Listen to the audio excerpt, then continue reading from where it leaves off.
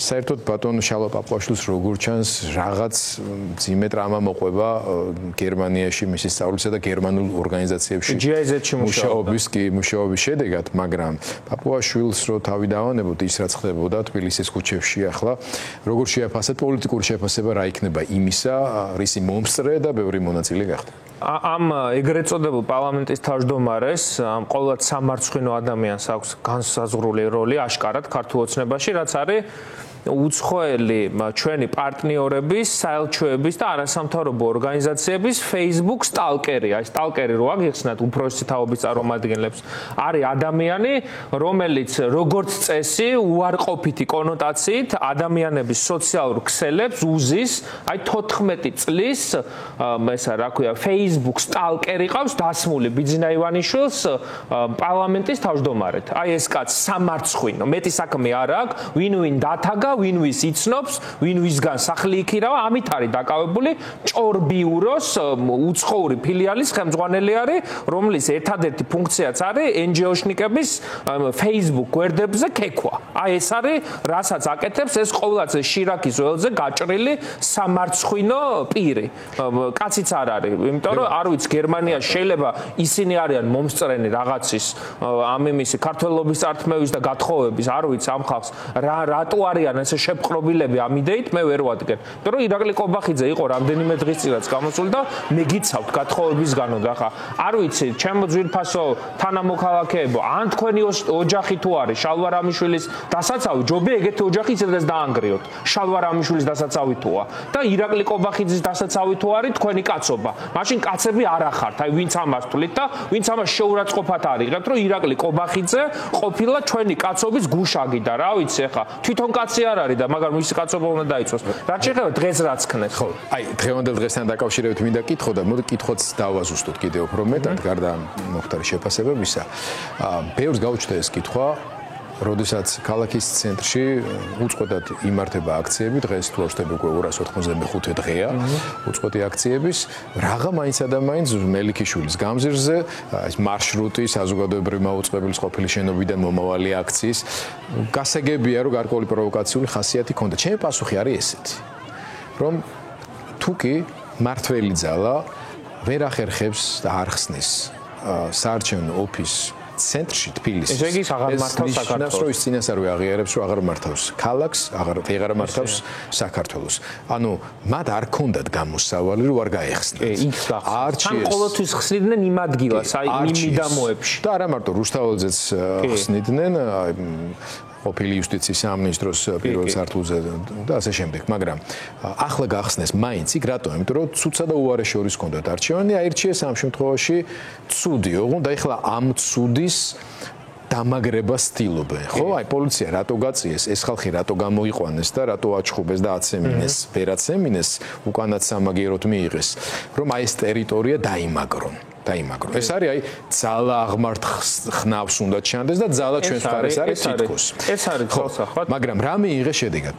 ჩემი აზრით აბსოლუტურად ვეთანხმები თქვენ ლოგიკას, ეს არის იმის დემონსტრირება, რომ ხალხო ჩვენ თბილისის ცენტრში ისევ გამოგვესვლება. თან ამათ ძალიან დიდი ტრავმა მოსდევთ 9 აპრილის მემორიალთან ვერ მისვლის გამო.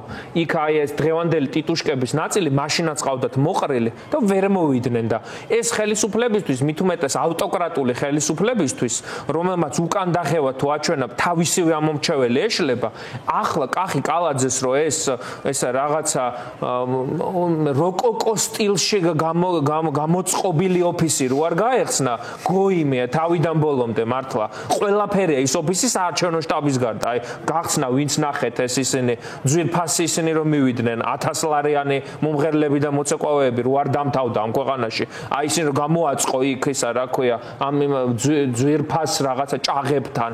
აი ეს მარაზმი ხომ უნდა ეჩვენებინა თავის ამომრჩ იმედზე ხომ უნდა გაიშვათ ლაივი რომ აი კახი კალაძე ისევ დგას. აი ეს იყო მთავარი მიზანი რის გამოც იქ გახსნეს, მაგრამ დღეს ეხა ეს 3 დღე მათი აი ჭკუა სუსტი ესა აქვთ რა, ლოგიკა აქვთ რა.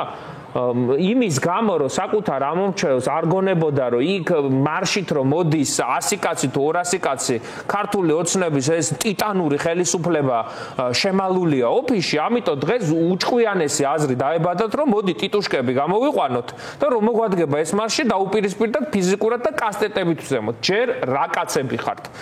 რა ვიცი, ამ ქალაქში ცხოვრობთ და ზოგადად ქართველობიდან გამომდინარეც მოდიხარ იარაღით, ან კასტეტით, ან რაღაც დრინით, ან ხელკეტით, ეჯახები ზურგს უკან, აი კადრები რომ ნახოთ, სულ ზურგს უკნიდან მიპარვებია. ეს მეორე არაკაცობა და მესამე პოლიციელებს ეფარებით. თუ რამის თავი გაქვს და თუ ესე ჭედავ, მაშინ გააკეთე რაც შენი გასაკეთებელია. არა, პოლიციელს უნდა ამოეფარონ, შორიდან უნდა იგინონ და ამით უნდა იყვნენ დაკავებული.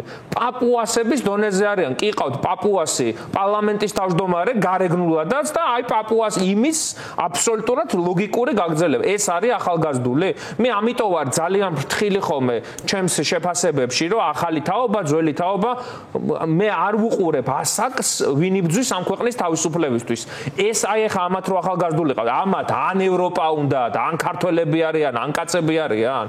ქალებს აგინებენ, აფურთხებენ და ურტყამენ. აი, მარტო ახალგაზრდები არ იყვნენ. არ იყვნენ მარტო ძველგაზრდებიც, ახალგაზრდებიც იყვნენ.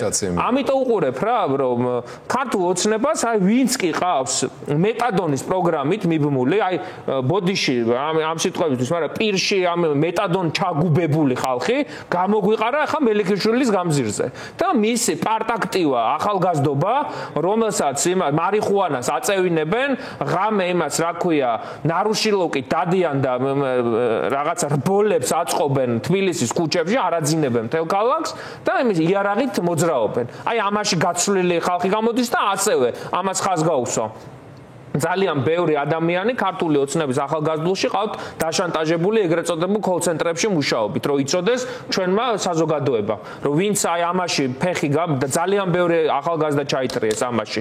10,000 ახალგაზრდა სამწუხაროდ ამ თამაში შესული. ამ ადამიანებს შემდეგ ხელისუფლება აშანტაჟებს და იყენებს აი ესეთი მიზნებისთვის. მათ შორის ტიტუშკებად, არჩევნების გასაყალბებლად, სამთავრობო კოლ-ცენტრებში სამუშაოდ და ეს მოვლენები იმას გვიჩვენებს, რომ რაღაცა მომენტში, სადაც ვიწროა იქ უნდა გაწყდეს, აქამდე მივდივარ. შეიძლება რომ ეს ვიწროა აღმოჩნდეს 4 ოქტომბერი და აქ ერთი კონკრეტული კითხვა პოლიტიკური ამ შემთხვევაში. ის რომ ბატონი ლევან ხაბეიშვილი პოლიციის თავმჯდომარეა და მონაწილეობს ამ აქციის როგორც იდეოლოგიურ შეგვიძლია ასე თქვა შემზადებაში, ასევე როგორც ჩანს რა თქმა უნდა პირველ ყოვლისა ბატონ პატაბურჩულაძესთან და რუსთაველის გამზირის მოძრაობასთან ერთად ნაციონალური ერთიანი ნაციონალური მოძრაობის პასუხისმგებლობას აახლოვებს აქციასთან. მაგრამ გუშინ იყო პოლიცსაბჭოს ხდომა. ეს ახლა თვალსაჩინოა, ვინც ქართულ პოლიტიკას ვაკურდები და მიმოვიხილავთ, ჯერჯერობით მე არ მინახავს მათ შორის თუნდაც იმ რვიანში შემავალი პოლიტიკური პარტიების პოლიცსაბჭოს ამ პარტიული განცხადებები, რომ ისინი პარტიულად მონაწილეობენ და იღებენ რაიმე პასუხისმგებლობას 4 ოქტომბრის აქციას. ერთიანმა ნაციონალურ მოძრაობამ გუშინ ეს განცხადება გააკეთა.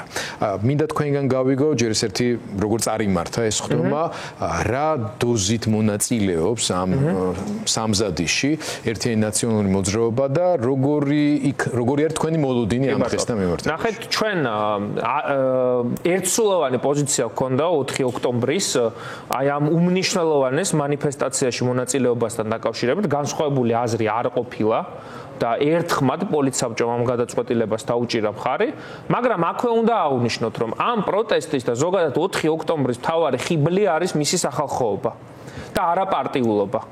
ერთიანი ნაციონალური მოძრაობის პოლიცსაბჭოს განცხადება არის, რომ დიახ, ერთიანი ნაციონალური მოძრაობა სრული ძალებით, ადამიანური რესურსით იქნება წარმოდგენილი რუსთაველის გამზირზე, იმიტომ რომ 4 ოქტომბერს აქვს განსაკუთრებული დატვირთვა.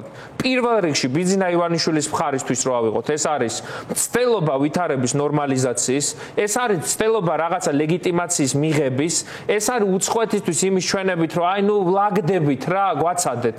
აქ არჩევნებში ისე ვიღაც ვიღაცა შემომყვა, ვიღაცა საპარლამენტო მანდატების შესვლა არ შესვლით აპირებს ვაჭრობას, ეს თვითონ თქვა, მე არ მომიგონია. დავაკვირდები რა მოხდება თვითმმართველობის არჩევნების შემდეგ. ჩვენ ამას არჩევნებსაც არ ვეძახით. რუსულ სპეცოპერაციას ვეძახით, რომელიც გორბის კვლევასავით, ჩვენი ღმერთმენით, გორბის კვლევასავით დაიწერება. სამწუხაროდ, აი ამ ვითარებამდე მივედით, ხო?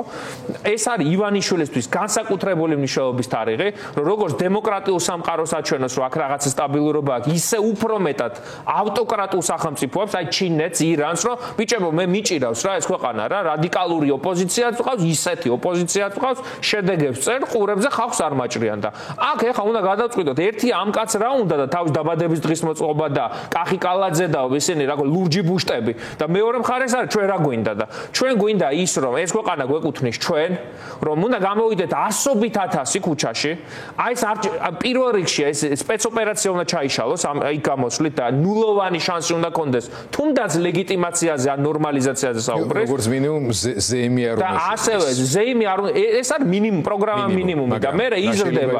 რაც უფრო მეტი ადამიანი 10-ობით ათასი მოდის, მინიმუმი სრულდება 100-ობით ათასი მოდის, სახელმწიფო ვერტიკალის ჩამოშვა ჩემი ღმერთმენით არის აბსოლუტურად შესაძლებელი, იმიტომ რომ 26 ოქტომბრის შემდეგ რა შეიცვალა? პირველი, რუსეთი არის ბევრად უფრო სუსტი, რეგიონში შევხედოთ, სომხეთი, აზერბაიჯანი აუფეთქდა, სირია დაკარგა, ირანს ვერ ეხმარება, რუმინეთში, მოლდოვაში არჩევნები წააგო, ვერ გაატარა რუსული სპეცოპერაცია, უკრაინას უპრეცედენტო მხარდაჭერა აქვს. ანუ ბიძინას თავარი მოკავშირე არის დასუსტებული. მეორე, თავად ბიძინას ვერტიკალი. დღეს გამოდიან და ამბობენ, რომ ყოფილი პრემიერ-მინისტრი, ყოფილი შინაგან საქმეთა მინისტრი და ყოფილი სუსის უფროსი, მე ხო არ ვამბობ, ისე დე-ფაქტო პრემიერ-მინისტრი ამბობს, რომ ესენი არიან ნაცების მხარის გადასულებიო და ესე ჩამოშლილი რო აქვს ვერტიკალი, ის ხარება გაშვებული რო ყავს, რო ვერ გავიგეთ ეს ამ რიჟვაძის ბედი რასთან არის დაკავშირებული, ვინ ესროლა, რა ესროლა, რის გამო ესროლეს, აი ესეთი ჩამოშლა რო აქვს სასამართლო ხელისუფლებაში. ამას ყოველთვის ვიმეორებ, დადასტურებული ინფორმაცია გვაქვს, რომ